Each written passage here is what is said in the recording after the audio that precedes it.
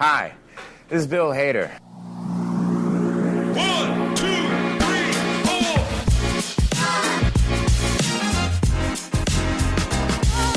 Bill Hader.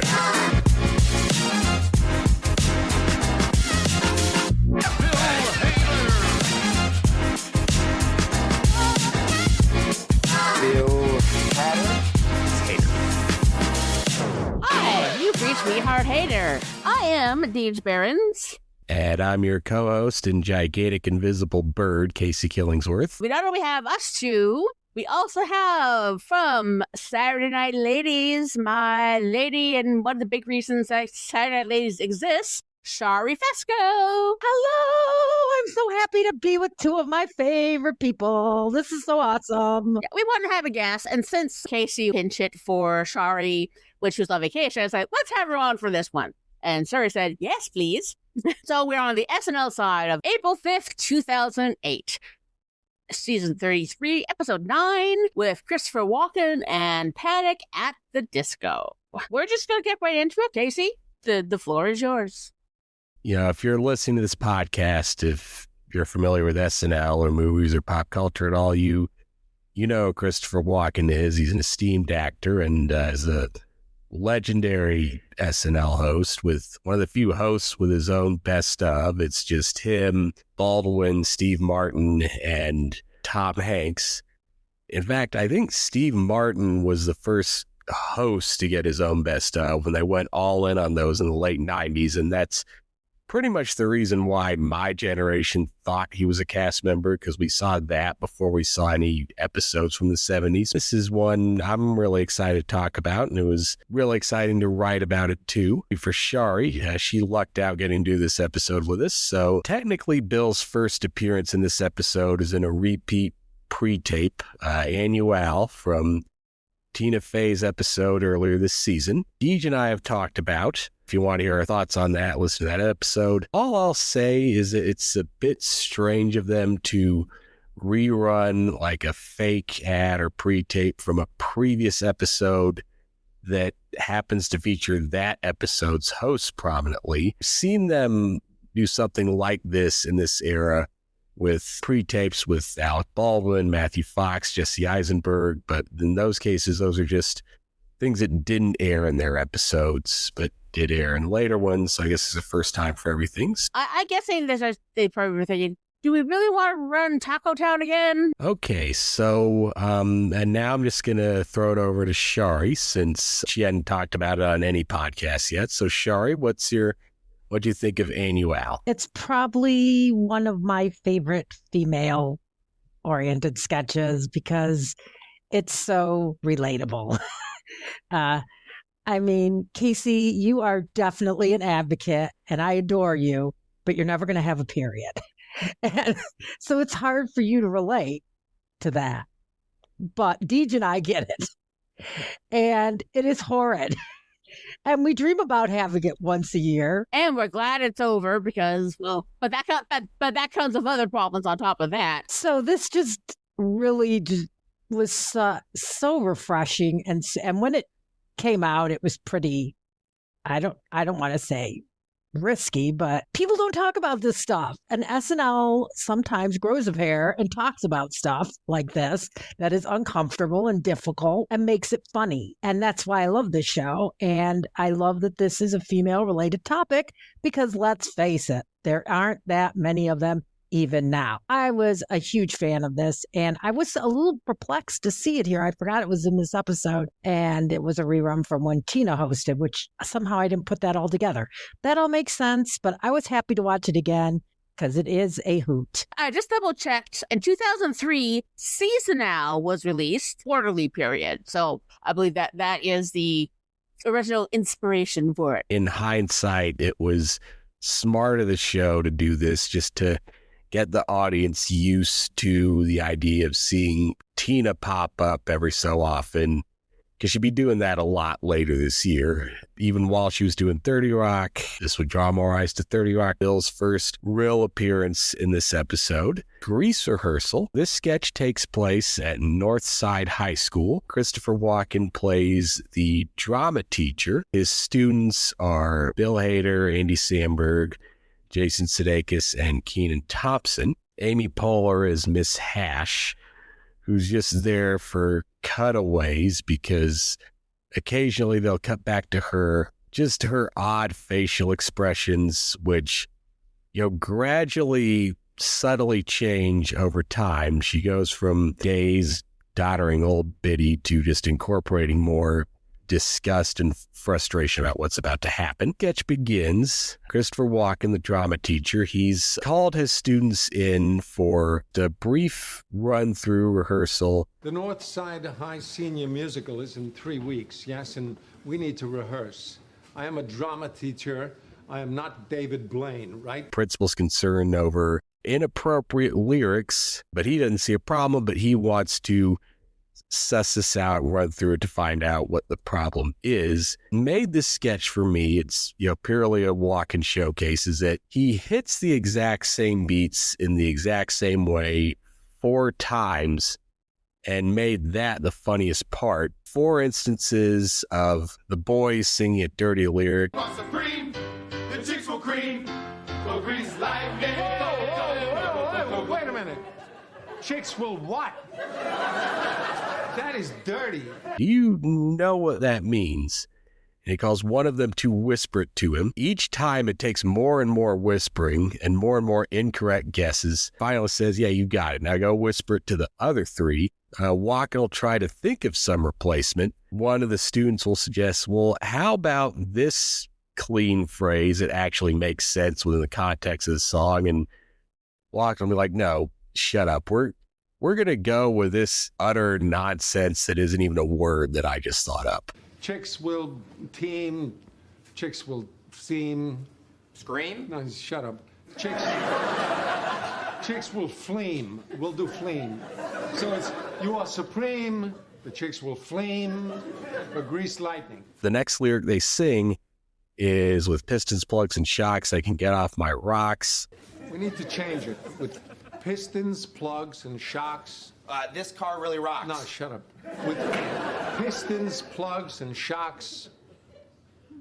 Flocks. That's what we do. It works, fits. Next verse. Like this time when he calls over Kenan to whisper it, he whispers once. Walken says, yes, but how? And then he whispers again, and yeah, you got it.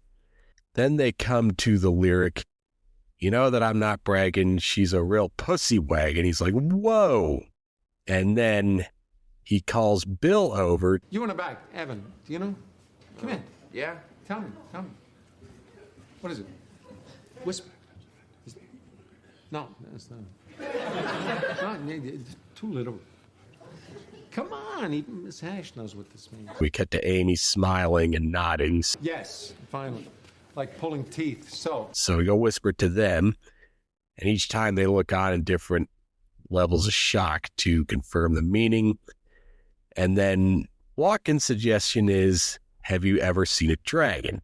And then Jason says, dragon? This is a play about cars. And then Walken says, he has another great line here about when you're all on Broadway, and I'm sure you all will be, you can sing about your rocks.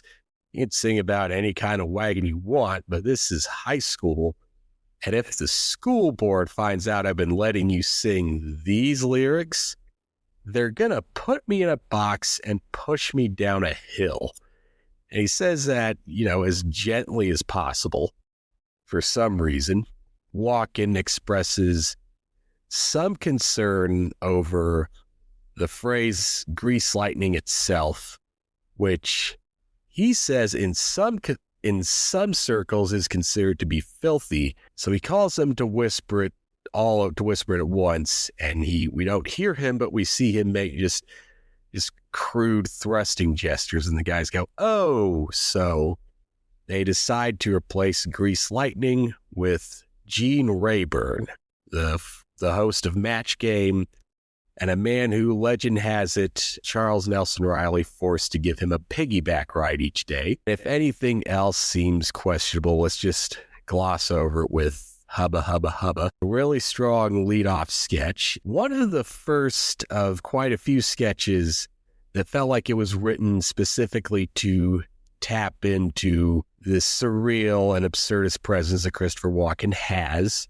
and he always brought to the show, but not in a way that taps into his penchant for playing violent or creepy villains, because there's plenty of time to get into that later on. Just the languid pacing of it made it feel like a sketch they could have done in any of his early 90s hosting stints. So it felt like a real sketch stuck out of time. So it was smart of them to lead off with this just to grab the viewer's attention and show them, oh, we're going to do something different with Christopher Walken than what we normally do. Okay, so Deej and I are equal lovers of the musical theater. So I know that she probably loved this one too. And I see her nodding her head at the same time I was nodding my head. I love Grease. I was just the right age when it came out. And it was indeed very racy. And I think that they probably really do have to like cross out lyrics when high schools do this one. So there was a lot of truth to this. And as you said perfectly, Casey, this was a Walken showcase. Oh my God. He's so funny. He's unbelievable.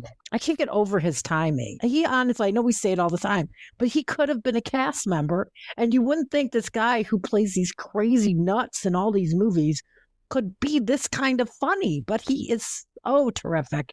And he's got great cast members backing him up who have just the right reactions to everything going on. I'm a Saturday night lady, so you know I love me some Amy Poehler. All she does here is nod her head. And it's hilarious because she's a freaking genius. So this was brilliant. I totally agree with you. A really, really strong way to kick off the live sketches. I absolutely loved it. I forgot how much I loved it because it's been a few years since I've watched it. Just absolutely brilliant. And there are a lot of musicals out there that really are not geared towards high school, although there's lots of ones where they're coming out with the junior version these days, so it's always interesting to see how the lyrics can change. Even one of them they kept in the movie Grease, because in Summer 11, did she put up a fight and those sort of things, it's kind of rapey. The lyrics that he was mentioning are actually in the original Broadway show, but just the ridiculousness of the things he comes up with, especially, Jason was Tommy, and when he mentions the chicks will scream, it's a perfectly reasonable substitute. But he's coming up with all this complete nonsense. No, let's put it all together and sell it. 5, 6, 7, 8. Go, Gene Rayburn, you're running up the quarter mile. Gene Rayburn, go, Gene Rayburn. Hubba, hubba, hubba, hubba, hubba, hubba, hubba, flee. With Mr. Buzzer shots, flash, flash, flash. You know that I'm not bragging. Have you ever seen a dragon? Gene Rayburn, go! Completely ridiculous. And just a little cutaways to Amy where first she just sort of like stone-faced and there's very subtle reactions. Sometimes you don't need lines. You can do a lot just by being there. And Bill's really good at that too. I cannot watch the sketch. Occasionally I have Christopher Walken's brain in my mind saying, That is dirty. and he comes up with different variations on it.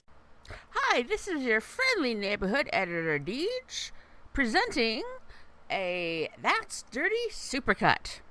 You're welcome.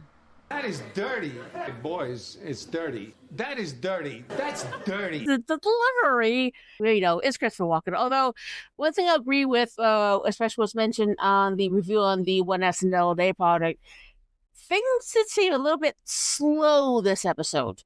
But then again, Christopher Walken's an old guy, even though he was younger back then, but still old.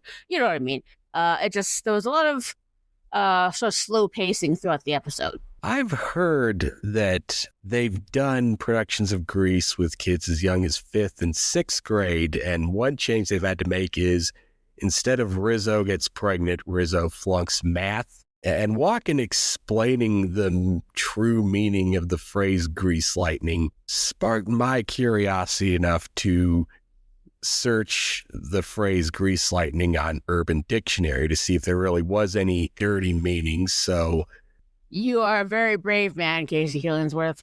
well, with that in mind, I'd like to share my theory on what I think Walken was telling the kids was the true meaning of grease lightning, but I'd like to censor it in the phrase that this sketch does. So I believe he was explaining that grease lightning is when a man and a woman make hubba, hubba, hubba, and the man finally flocks.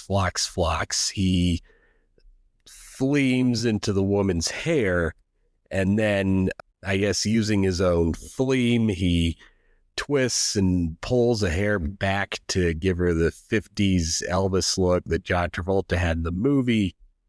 And then when they can finally manage to look each other in the eye after this, the guy's supposed to say, hey, it's electrifying, and that's grease lightning. Or it could have been when a bunch of guys watch Grease the movie together, and one of them volunteers to be fleamed on in a big circle flock and has the hair thing done to them. So make of that what you will. See, I would have thought there'd be more lube involved. There are many meanings of grease lightning on Urban Dictionary, and I thought one of them involved lube, but I think I might have blacked out by the time I reached that. And as you know, we go all out on We Heart Hater when we want to research something, you know. The only way we can follow that is a review of the sketch Eric's Goodbye. Features Jason Sudeikis as Nathan. It's his last day in the office. He's having his going away party. Bill Hader, Kristen Wiig, and Casey Wilson are co-workers just hanging out in the background, and Kristen gives him a Starbucks gift card they all chipped in for as a going away present because they know how much he loves his Ethos water. Eric shows up, played by Christopher Walken, who is a guy that Nathan has barely said a word to, although they have ran into each other in the men's room. Eric has fond memories of this, times when one of them would be peeing and the other one would be washing their hands. And then another guy came in, peed, washed his hands, and used the last paper towel. And Nathan said, With as little as they pay us here, you think they'd be able to afford towels? gee, with how little they pay us here, you think they could afford to give us more paper towels. Eric says he'll miss their talks. And Nathan says, well, at least they got those blow dryers in the bathroom now. And Eric says, You are so positive. You're like a breath of fresh air.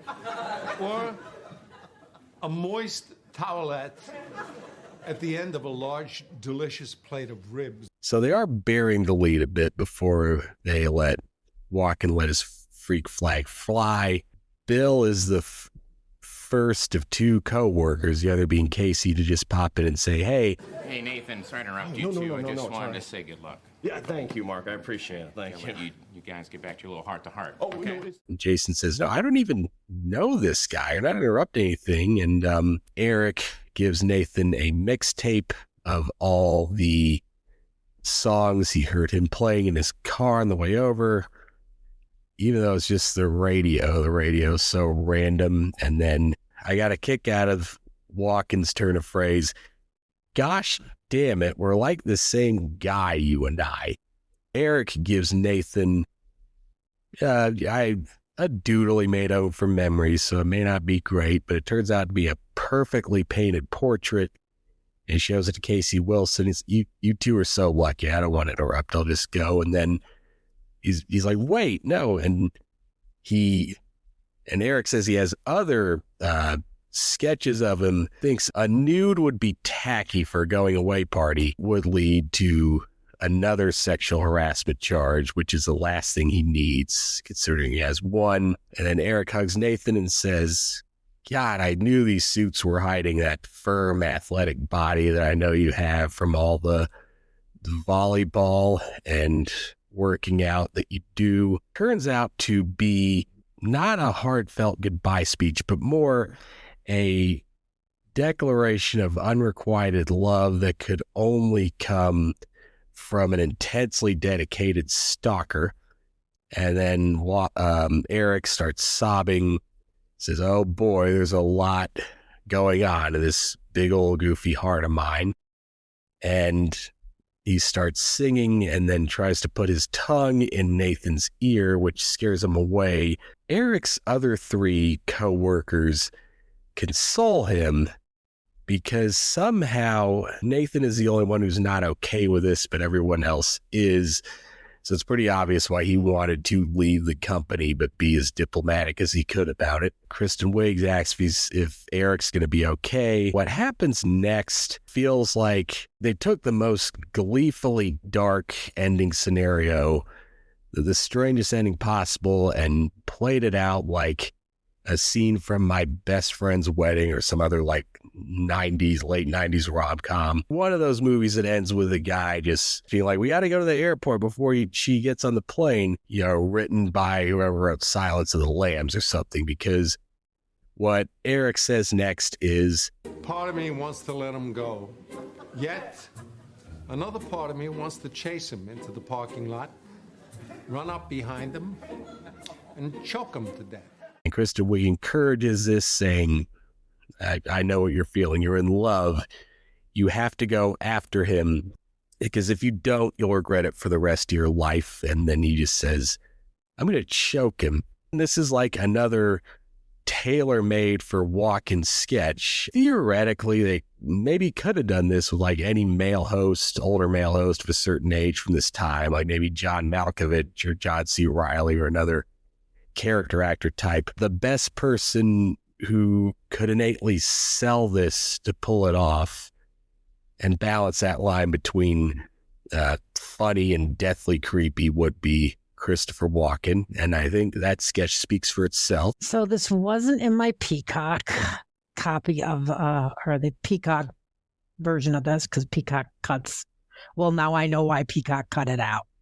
They obviously didn't think that they figured this would ruffle the newer generation's feathers, and it probably would have. I vaguely remember it from watching it live, which I know I did, and it was hysterical. But yeah, I can totally see why it got the yank. Christopher can pull that off. He can make things not seem as dark as they are. He's got that ability. Maybe because he does so many dark roles, he's able to tap into a medium or a mid ground between very serious and very funny, and just get that in between. And he can do that. As you said, he did it there. And I don't think other hosts could have gotten away with it. Even back, I know things, it's hard. 2008 wasn't even that long ago, but it was like a different world. Kind of like Alec Baldwin got away with the whole Canteen Boy back in the day. Certain hosts can pull off certain things. Well, it definitely answers the question of why it was the only sketch that was pulled from this episode. So that mystery is solved. Not my favorite. It still goes on a bit longer. We Heart Hater could have used a lot more Bill. I just didn't the way they had everyone being so agreeable with the kind of things he was saying. I would have expected some sort of outrage for at least one person. It being cut out of the Peacock one, I get it, and I would not miss it if it wasn't there. Jason was the best choice to play the straight man in this, because he does have that, affable everyman, typical Midwestern wise ass quality that he would be the best audience surrogate, because he's the best at just selling the subtle panic that builds into exasperation and bewilderment and fear as he wonders more and more how he's the only normal person in this scenario and the only one to express any outrage. It was a great two-hander. They played off each other well. And really, I'd like to think that the only reason they just cut this was because of a song Walken sang, or the song that played at the end seemed recognizable and they have to pay for. Really, who knows? I'm sure they've cut things for less than even that. Came in pretty hot. Now I think it's time to mellow out a bit with Digital Short with Laser Cats 3D. Usually wash over me a bit, especially the second one, but a couple things that stood out. So this begins with Bill and Andy Samberg talking to Lorne and saying, hey, sorry to interrupt your dinner, but we got something to show you. It's going to blow your mind, and it's top secret for your eyes only, no nerds. And we cut to Lorne, who tells them, this is Senator Dodd. We were just discussing the state of the economy. Nice to meet you. Playing himself. who Bill also played earlier in the season in the cold open of Brian Williams episode. And Daryl Hammond played him too in the same episode. Lauren just immediately asks, "This isn't Laser Cats, is it?" They're like, "What?" "No, yes." And they wheel out a TV, VCR, VHS. They somehow snuck into a high-class restaurant in New York. Part of me questioned why this needed to be in a Christopher Walken episode, but I'll admit that Walken later playing their previously unseen boss or captain who they receive orders for, and this featuring more dramatic and orchestral string music and less just cheap Casio synths really improved this for me. Basic plot of this one is we see a protest against Laser Cats just outside, led by Mayor Top Hat, played by Keenan in a top hat, who announces that he has criminalized Laser Cats and made them illegal. Everyone has to turn in their Laser Cats, and Bill and Andy are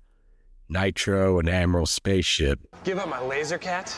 I think not, Kimosabi. You read my mind, Kimosabi. They're getting called in from the boss, who says they're needed for something. We'll have Laser Cats, so you've got to do the right thing. With tears in their eyes, they're about to just murder their Laser Cats. One of them has a gun, one of them has like a hammer. But before they can do anything with those weapons, they somehow catch a special message broadcast to the world from Mayor Top Hat, which we only see as like a QuickTime.mov file played on someone's iMac. It's Mayor Top Hat saying, "Now that I've criminalized Laser Cats and collected them all, I've got all the Laser Cats in the world, and I'm going to use them in my evil plan to rule the universe." Nitro and Admiral Spaceship are like, "Not without us getting in your way or not." So he's had to sneak into his lair or his space shuttle, which is just a typical hallway in 30 Rock. And the biggest visual laugh for me was how the hatch opening scene played out. Put a cheap green screen with an image of the Milky Way in an open hall door, cheaper stop motion oxygen meter made with paper and markers just depleting to zero. Bill as Nitro getting sucked out of the hatch is represented through just a cheap Ken doll dressed as Bill on a string. But he fires a Laser Cat at a chain and swings back in. That was too close, which between zero gravity and gravity, I should pull that off. But there was a brief part that's in 3D, which I guess language and titling wise, I was inevitable enough for them to feel I had to do it. Just jet their Laser Cats at the camera and say, "Shoot them there." And then that was good for just the cut back to Lauren and Andy and Bill and Senator Dodge watching this with 3D glasses, and Bill and Andy go, "Whoa," while they're Lauren and the Senator just stone-faced. They catch up with Mayor Top Hat, who has all four of the Laser Cats in the known universe in big chicken coop that he built. They show up, and now there's a showdown between Admiral Spaceship's Laser Cat and the Mayor's Laser Dog. So they just crawl around each other, shoot lasers. Laser Cat just explodes with a cheap explosion, disappears. And there's a callback in this ending. At the very beginning, Nitro just tosses 8-bit pixelated knives at Admiral Spaceship as an eye patch because he got robotic laser eye surgery. Once this baby heals, I'll be able to hit any target, no matter how small. Here goes nothing. Target in this case is the lock on the Laser Cat's cage, which is too small for Nitro's Laser Cats, so Admiral Spaceship laser eyes it, and the cats, some of them real, some of them stuff, just crawl over Mayor Top Hat. Walken as their boss gives them a medal for bravery, followed by a 21 Laser Cat salute, and we cut back to the restaurant. So, Lauren, what'd you think? He went home, but I loved it. Really? No. Enjoy your meal. Bye. the third Laser Cats. There was fun to be had there. You know, they're classic. I know there's great debate about did they really need to make as many of them as they made and which ones were the best. And if you listen to the Seth Meyers Lonely Island podcast, it's always a topic of debate. This wasn't my favorite of the Laser Cats, but I certainly enjoyed it. And I mostly enjoyed it because Andy and Bill are genius together. You can tell that they're good friends in real life. And it shows here. They just play off each other so brilliantly. And I love the bit where Bill almost falls into the void. Randy rescues him. It's just so great. I could watch the two of them paint the house together. I love them together. They just have a fabulous chemistry. And they still do, because Bill will show up once in a while on the podcast or here and there. And he and Andy volley back and forth. Like they have not lost that. So yeah, definitely not, like I said, not the best, but still very, very entertaining. And I always love Lorne anytime he's in a sketch because he always plays the jerk. And he's good at it. Well, yeah, because he's a producer. That's what producers are sometimes. They make the tough decisions. As I've said before, it took me a while to warm up the Laser Cats. Once I realized, oh yeah, the fact that it looks so shitty is the point. And just the different effects that they had, like you were mentioning in there with the, of course, you got the Chekhov's gun of the new laser eye playing out later on, where they do the close-up of Admiral Spaceship and Nitro's fingers just barely hanging on, and then the doll on a string versus Nitro. Very hilarious. Pretty sure they were slightly inspired by SCTV's Monster Chiller Horror Theater, where they often featured Dr. Tongue's 3D house of fill in the blank. So this kind of be Dr. Tongue's 3D house of Laser Cats, and the way the 3D was done there, they just play the doo-doo, doo-doo, doo-doo, and you basically just shove the thing forward and shove the thing back, and that's what one thing Bill was doing at one point. Could have done without the threats to the kitties with the gun and the hammer. I didn't have to go through with it, but still, it was like, as a cat lover, I just cringe, but they got out of it. And I didn't really notice until I watched it this week, which after as many times I've seen this, I don't know why I didn't catch this. Part of Christopher Walken's uniform are pool floaties. Kid gave a little pug puppy in there, was pretty cute. I've often wondered with how do they come up with at what time do they use fake stuffed cats? And what time do they use actual real cats? Because as people say, herding cats, not an easy thing to do. I think I like this one a bit better than you guys do.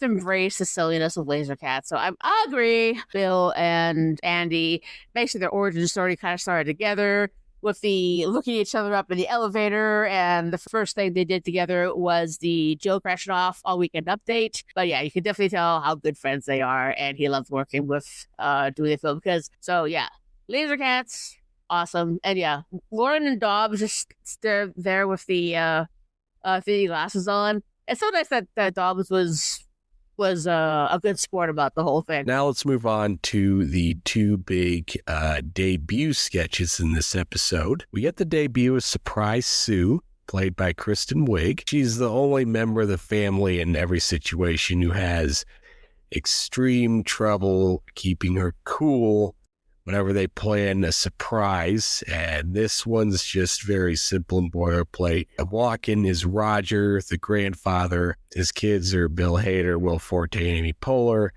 and Sue.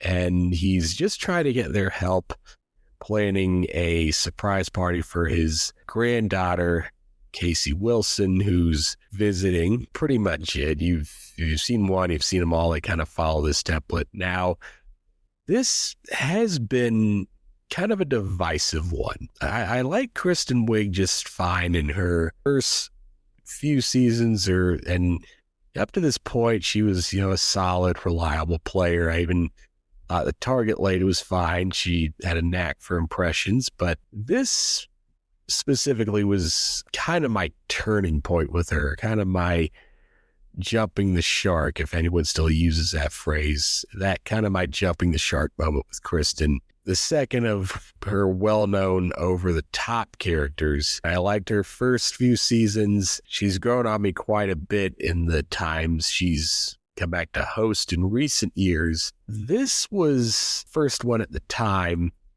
that kind of soured me on her. I just remember thinking, this is too much. This is just a lot. And I started forming a bit more of a negative opinion on her at the time. Looking back, I suppose I can appreciate the way she threw herself into this physically, especially the bits at the end that just involve her breaking through glass. And at one point, Walken asks, should we get balloons? And Sousa just shrieks, yes. And Bill had some decent moments where Sue said she was writing down everything. It's scribbles. It's nothing. You're acting like it's the first time you've ever thrown a surprise party. Leave her alone. Trying to calm Sue down. Someone says, here, have a bag of chips. She can't open them because her hand suddenly became paralyzed, so Bill opens them. This ends with Casey coming home and Kristen breaking as much glass as possible because she can't keep the surprise secret, so they have to just kind of reveal, well, we're going to plan a surprise, but for your birthday. And she says, oh, you don't have to go through that. We just go to the mall and get this one thing I want. And then Sue comes back screaming about going to the mall, and Amy played well off her. They had this level of intensity for that length of time felt like kind of a slog, and one of a few things that felt like it should have been in a different episode of this one, but that's just my take. Well, Casey, I'm going to agree to disagree with you big time on this. I know Kristen is very divisive. The Saturday Night Network, there's a lot of us, and we seem to be in two very solid camps. There's no middle. You either love her or you just don't. And I am in the love her camp. Yes, I know she can be a lot, but guess what? I can be a lot too. And so I really relate to Kristen. Sometimes I don't have a filter. Sometimes I say stupid shit. So I really relate to Sue because I cannot keep a secret always when it's happy stuff. I have a really hard time. This character really resonates with me, as do many of her characters, because they're all over the top and wacky. And I feel like I'm over the top and wacky sometimes. So maybe that's why I like Kristen so much. I do think she's become a lot more subdued. So Casey, I can see why you're kind of finding more of a fondness for her now, because she's definitely mellowing with age. I love her both ways. I loved her. I loved her over the topness, and I love that she's chilling out now. I love Sue. I love all the sketches. I agree they're very, very beat by beat the same. A lot of sketches back then had the same beat. The reoccurrings had those same beats. I mean, Wayne's World, you can go all the way back there. It had those same beats, but if the beats work, they work. And for me, they work, but I know they're not for everybody. But yeah, I enjoyed this one a lot. And I thought they got better. Yeah, I'm sort of in the middle. Sometimes I like it, sometimes I don't. Mostly what I do look at is Bill's reactions, because we do know that Bill has a great acting face. Great fan of Kristen Wiig. Relate to her quite a bit because sometimes I'm a lot too. I don't mind the Sue sketches. It's not my absolute favorite. I don't hate them. I don't love them. But I usually find Bill's reactions really good. The last, before we talk about some other things at the end, Bill's last appearance in this episode, and it's really a standout moment, and it's another debut of what would become a trilogy spanning across three different casts, three different eras. It's the Walken family reunion. This was almost a full cast piece. It's a shame Casey Wilson couldn't have been on to make it that, and Will Forte was only allowed to play the waiter at the beginning, but he'd be the first to tell you he's no impressionist by trade. Christopher Walken at a bar. Bill Hader plays Stanley Walken, the first of his relatives to come up and greet him and catch up. Is that you? Stanley, how's by you? Long time no see, big hug. Huh? Big hug. Big hug. Wow. Wow. When's the last time I saw you, Stanley? It's my brother John's wedding 15 years ago. That wedding was so nuts. I recall we stole the ice sculpture. I wonder what happened to it. I don't know. It probably melted. Makes sense. Speak of the devil, that's John. And we get some scattered laughs and recognition applause because it's like the audience is a little bit split between liking the impression, kind of thinking, oh, we're going to get a lot of these, aren't we? So they can tell where this is going. And, they're hoping it goes somewhere a little creative. But Bill's is unsurprisingly the most accurate Walken impression in this. He nails the voice and, the cadence and the accent, and he hits many of the same beats as most Walken impressions. It's up there with Jay Moore's and Kevin Pollak's, a lot of the great Walken impressions, but, he still makes it unique to him because Bill, as we've said, has a unique approach to his impersonations. Jason comes in as John Walken, and John Walken introduces Christopher to his children, Maxine Walken, played by Amy Poehler, and Scott Walken, played by Andy Samberg. About everyone who's not a specific type of character has the same blown-out hairdo, and male adults are mostly wearing Hawaiian shirts like he is, and his blown-out longish hair just in various colors or shades of gray. And from this point forward, the rest of the cast isn't doing so much direct or accurate Walken impressions. They're just copying the accent, the cadence, the other idiosyncrasies in their own voices and a little bit less old and gruff. And Amy has a standout moment talking about her new doll and how much she hates ghosts and spooky behavior. And I think at that point, the audience was fully on board with the sketch and can see it was going somewhere good. Andy played his role as the sudden, angst-riddled teen very well as expected, but he and Christopher had a rapport and played off each other quite strongly. I like Christopher's line about how for a Walken, adolescence makes you feel like you're the only normal person in a school full of nut jobs. And Andy says, wow, it's like you're looking right into my noggin there. He tells a joke that's like borderline nonsense, but Christopher Walken's the only person I'd want to hear tell this joke. What's the difference between this place and an elephant fart? What? This place is a bar room.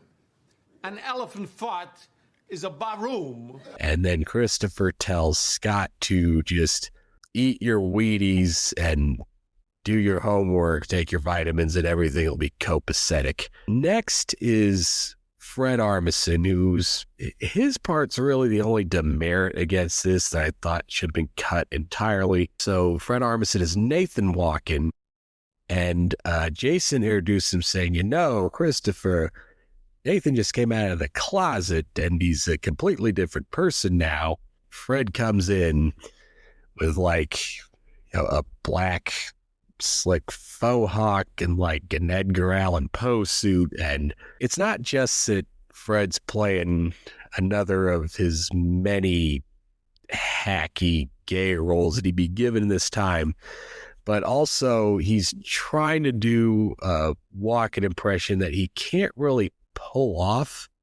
But the dialogue was just a heartwarming message of acceptance and tolerance, but played in a way that made it seem like, is this supposed to be funny for the wrong reason? Fred couldn't do Walken without coming off extremely congested. We end with Kristen Wiig and Daryl Hammond so we get some context for this. Kristen is Christopher's Aunt Martha, and Daryl is his Uncle Richard. They're just doing their own voices, but Walkenized, and Daryl's kind of teetering on the brink of an actual Walken impression and just doing his generic crazy old man from Brooklyn voice, but as a Walken. And I got a kick out of their line coming in, and they say, wow, Christopher, if it isn't Mr. Hollywood Big Shot, we just saw you in The Deer Hunter. That movie was hilarious. And then they introduce him to their adopted African son, Uleki Walken, played by Keenan, who comes out and says, it's amazing how they've taught me to talk and act like a normal American teenage boy. And Christopher says there's no bigger thrill than meeting a Walken for the first time. Him and Daryl talk about going somewhere. They set up a joke for which the punchline is, are you driving? No, we're walking. And just a big group laugh, and that's the end. I mean, Keenan's Walken impression was about what you'd expect, but, you know, he had one line, and it was decent enough that I would have still kept this in over Fred's part. First of 3 family reunion sketches. They would do one with Jim Carrey in 2014, with Adam Sandler when he hosts in 2019. This one stands out quite a bit from those two. They're dealing with a much smaller cast, so there's just fewer people who have to get their impression or have to get their bit in. So they're not trying to cram as many people into one setting. The Carrey and Sandler ones were less impressions of them as themselves and more just people doing impressions of all the different characters they played in their goofy ass 90s movies. So this Walken one is everyone's just doing more or less an impression of, you know, Walken as himself, you know, none of just his characters. In that way, it serves the sketch better because when you think about it, and if you've been listening to this podcast from the beginning, you might recognize how this sketch subscribes to Bill's whole philosophy of impressions in the way that he creates them is less about a hook or quoting a line or a character. He creates characters out of those impressions by taking that person as himself and just placing them in an everyday situation that we've all had to deal with. Very lived in impressions and characters. And that's what this entire sketch did with all the players in it. This was such a banger of an episode. I'm so glad I got to talk about it with you too, because it really is incredible. And this was definitely one of the best, if not the best. Yeah, I think in my notes I had it as the best sketch of the night. It was definitely the best of the 3 in the series. Walken is terrific and all the impressions are hilarious. But of course, we know who we're talking about. It's the name of the show, right? We Are Hater. Hater is brilliant. His impression is spot on. You know, there's a reason the Saturday Night Network voted him the #1 cast member of all time. I could argue it, but really? I mean, he just is such a talent. And like you said, Casey, he just finds the real in his impressions and in his characters. And you love them. You love Vincent Price. You love all of his characters. You love Greg the Alien because he makes them lovable in a weird, kooky way sometimes, but he makes them lovable. And he certainly does. The Walken impression is just genius. And of course, I have to give a second place to Amy with her spooky behavior and her face. Amy is just terrific at facial expressions, just like Bill. They have plasticine faces. They can do so much with them. So yeah, this was an absolute delight. Probably in my top 20 favorite sketches of all time because it's such a showcase for everybody and for all the varying levels of impression talent. Because as we said, Andy sucks.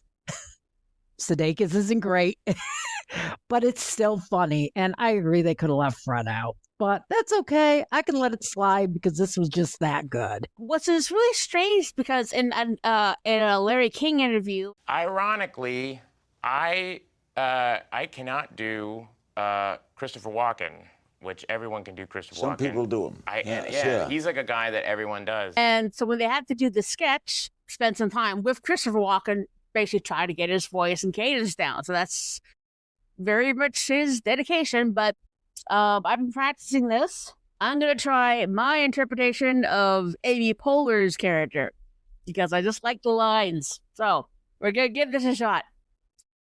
My doll's name is Jenny. She's a good doll, but she doesn't like ghosts, and neither do I. Ghosts scare me, and I'm pretty sure one is living under my bed because I hate ghosts. that's spooky, and I don't respond well to spooky behavior. Wow, Deej, you sounded amazing. Thank you. That's the one that I don't respond well to spooky behavior. That is my favorite line from that. So, was it her best Walken impression? No, but this is the way she played it. And I like that the doll had the poofy haircut as well. And for the longest time, again, these things you don't notice until later, I often thought, is she wearing like very, very high-waisted pants? But no, it's actually a dress that she's wearing. Christopher Walken doesn't necessarily play the kind of characters that Jim Carrey and Sandler play. So Walken is pretty much Walken everywhere. The only real distinct character I remember was his appearance in Pulp Fiction. But something like the Deer Hunter wouldn't necessarily be something they really interpret very well. So, but I like where they went from this eventually. But for an inaugural sketch, this is good. And yes, Bill did his best. And well, I liked how he looked in this. I didn't mind him with the poofy hair at all. The Walken look suits him. That's all we see of Bill in this episode. There are a couple just pure Walken moments in this that I'd like to talk about. But first, I got a few notes on Panic at the Disco performing 9 in the Afternoon and I Write Sins, Not Tragedies.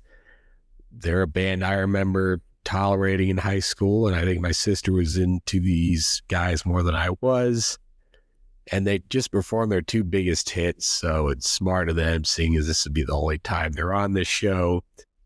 It's kind of funny to see them backed by like a marching band and string section to pull off that sort of faux Sgt. Pepperish sound they were going for in their second album, and they weren't really done any favors by SNL's notoriously bad live sound mixing. Also, they down-tuned the second song, which really doesn't do that one any favors. It's very well known that the 8H was originally built as a studio for an orchestra, which is a different kind of sound design than it is for what they would do at SNL.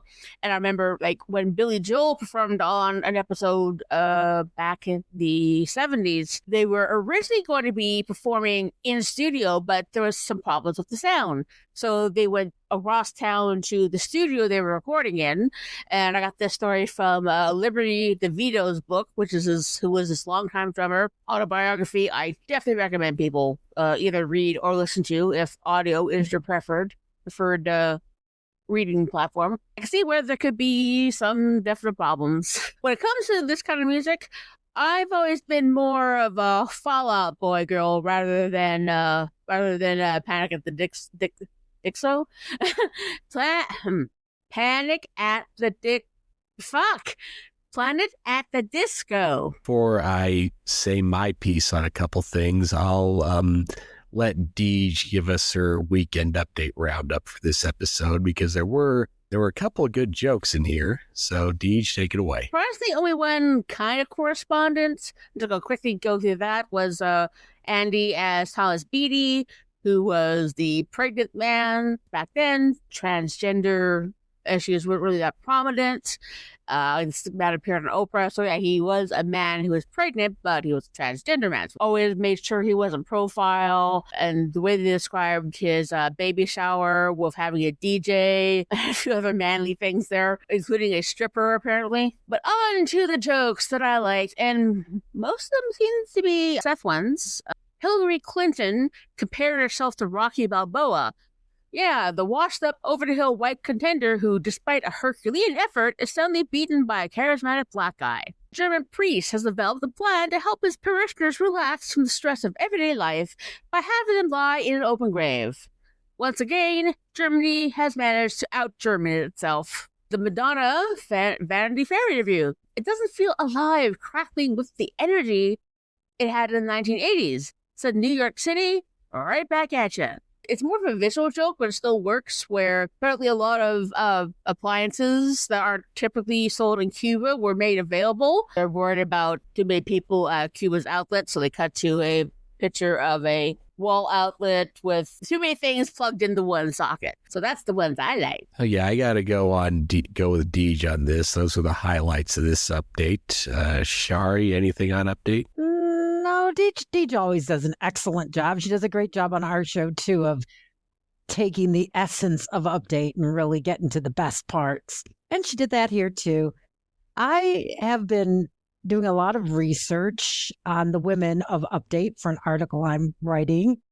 And Amy is obviously one of those women since there's only 7. And I talk a lot about, or a little bit about, I should say, the fact that, Seth and Amy were very funny together. I loved her with Tina. So every time I see her with Seth, I just I missed Amy and Tina. But that's just me. And I know people disagree. But they were definitely funny, and they certainly had a rapport, and really is classic.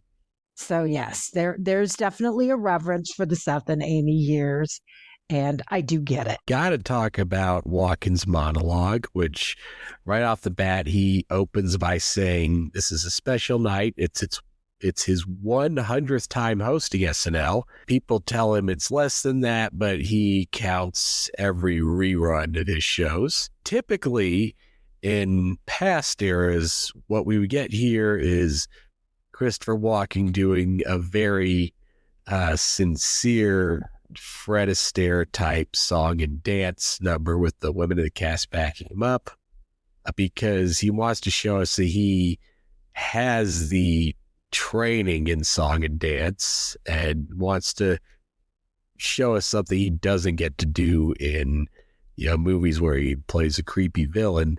We don't get that this time, because what Walken tells us he wants to do instead is take questions from the audience, which is a very tired SNL trope that they've been doing since the early 90s, like 93, 94-ish. So you might groan at that. Christopher Walken puts his own unique and strange twist on it.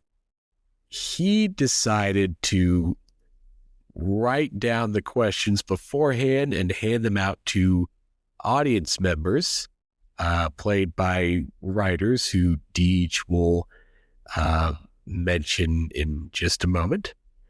So the first audience question. So just read it off the card? Yes, but read it as if you thought of it. Okay. Which do you prefer more, acting in film or live performance? That's a good one. He just says, I like movies, but I like just interacting with an audience. And weirdly, he pulls a pair of glasses out of his pants pocket that he doesn't put on. And then the second writer. What is your favorite color? I have to be honest, that's not a good question. I'm saying, here we are, you have a chance to ask me something germane, and all you can come up with is my favorite color. It's not good.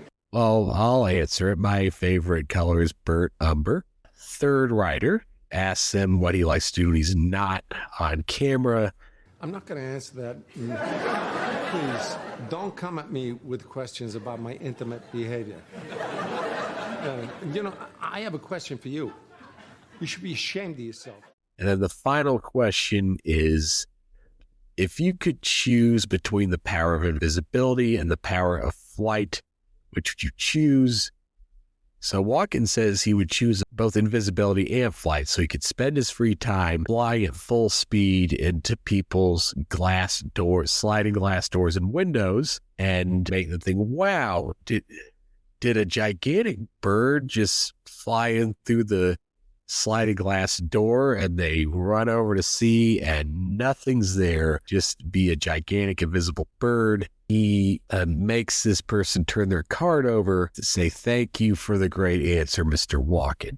Yeah, there are 3 that I did recognize just from the looks. So first was the legendary Jim Downey, John Lutz, who went on to work with, who's currently with Seth Meyers' late night show. Paula Pell, the wonderful, the lovely, the talented Paula Pell, who I love so much.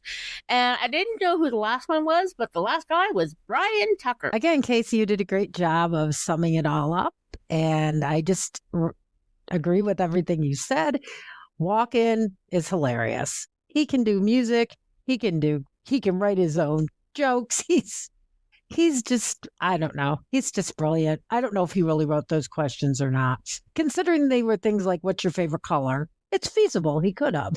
And I loved him handing out the cards, just a visual of him handing out the cards like a teacher almost. I just love it. I loved his rapport with all of the various writers. I'm always happy to see Paula. So always a delight.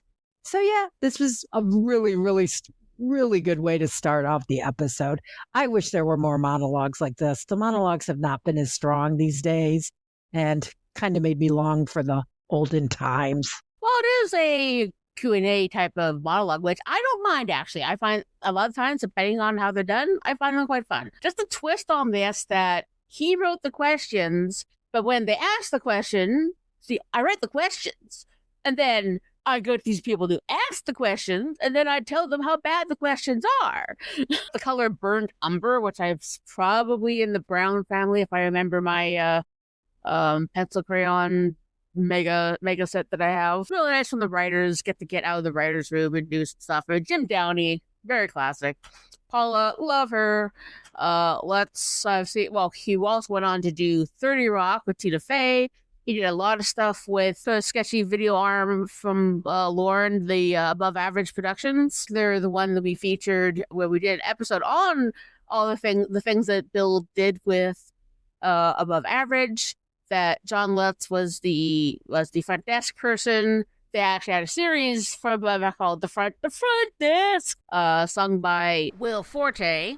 And so it features Bill as triplets, triplet convention. Well, actually, they ended up being quadruplets because the black sheep comes in eventually. Yeah, so it's fun then when the writers get to have a little bit to play. Lastly, my highlight of the episode in general, well, it's one of those sketches that opens with a title card that's announced by Don Pardo.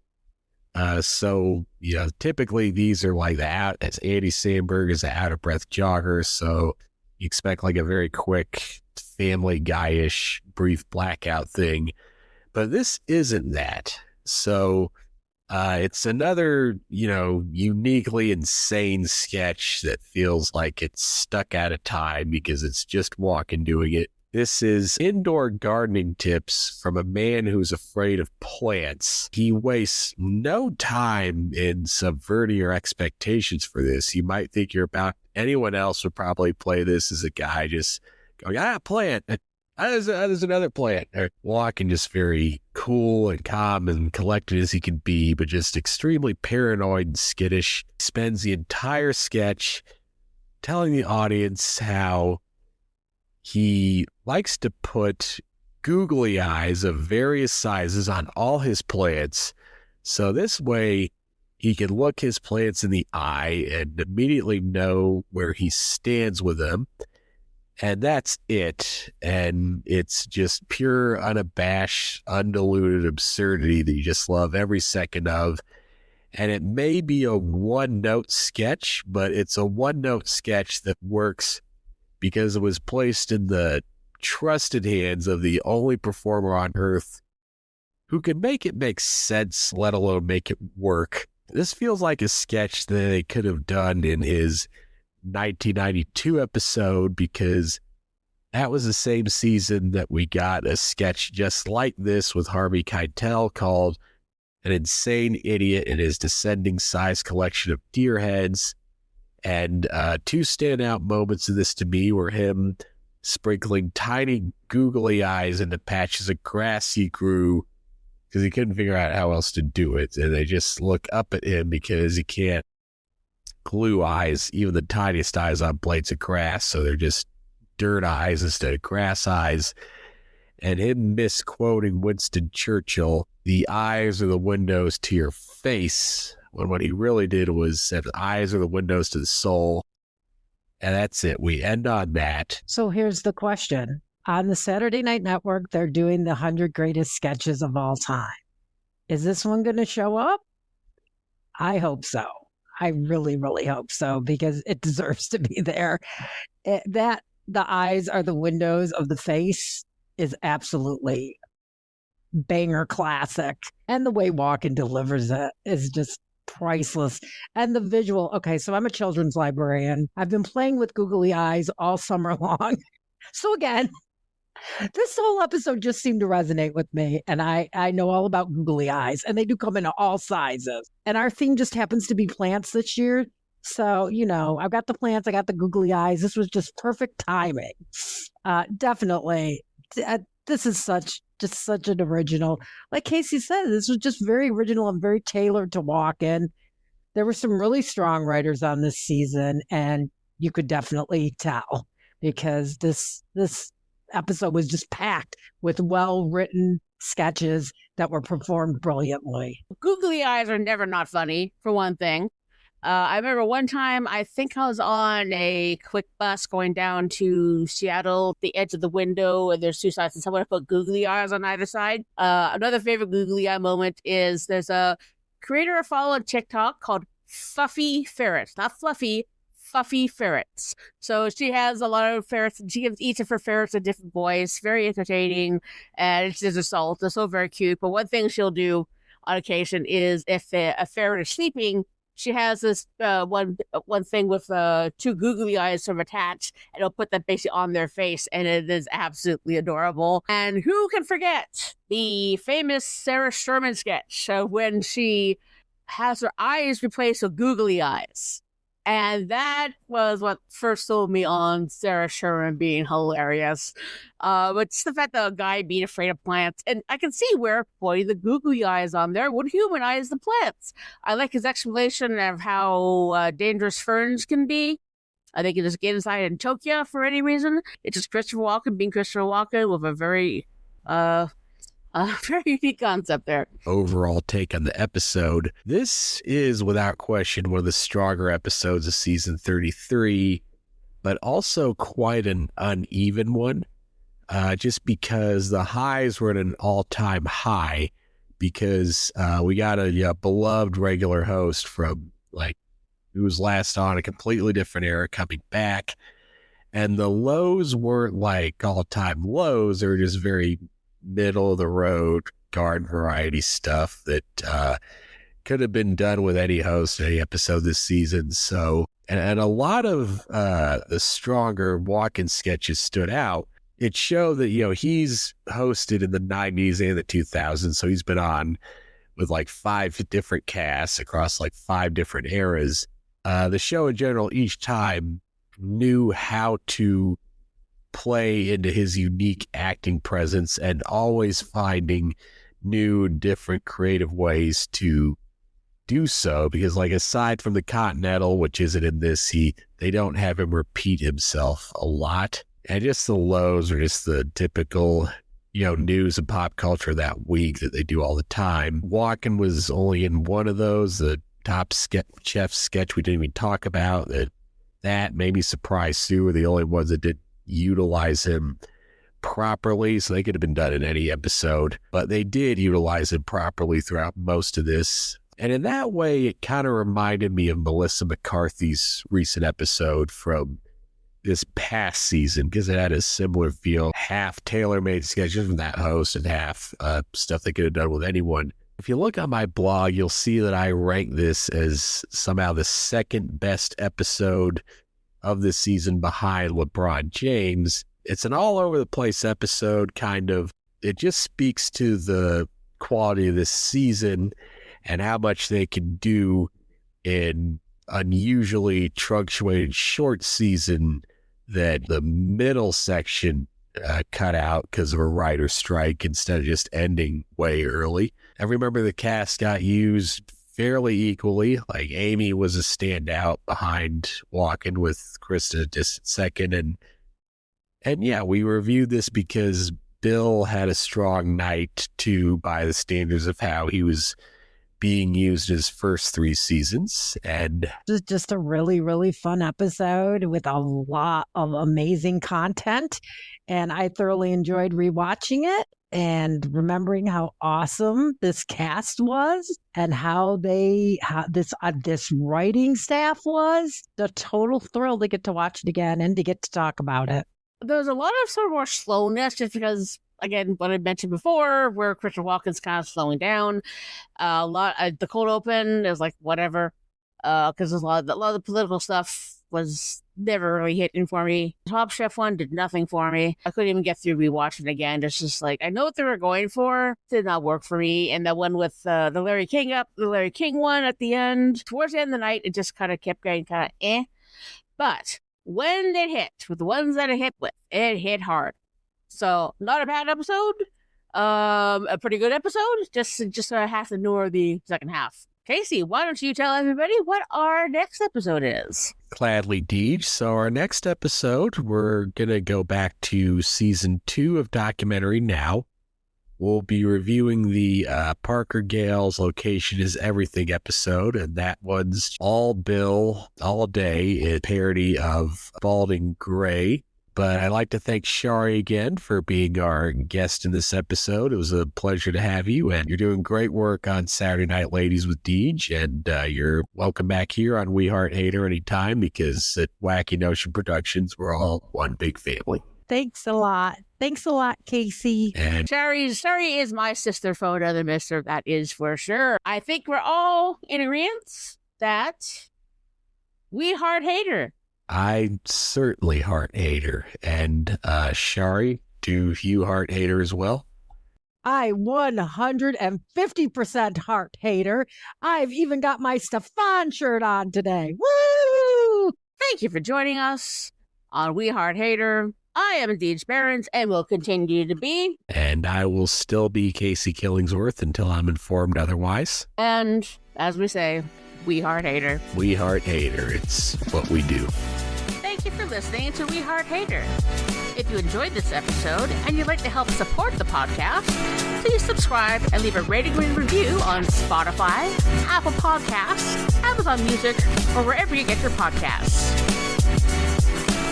We Heart Hater is a presentation of Wacky Notion Productions. Created by Deej Barons. Hosted by Deej Barons and Casey Killingsworth. Recording and editing by Deej Barons. Intro and outro music by Music Unlimited, used under Creative Commons license, courtesy of Pixabay.com.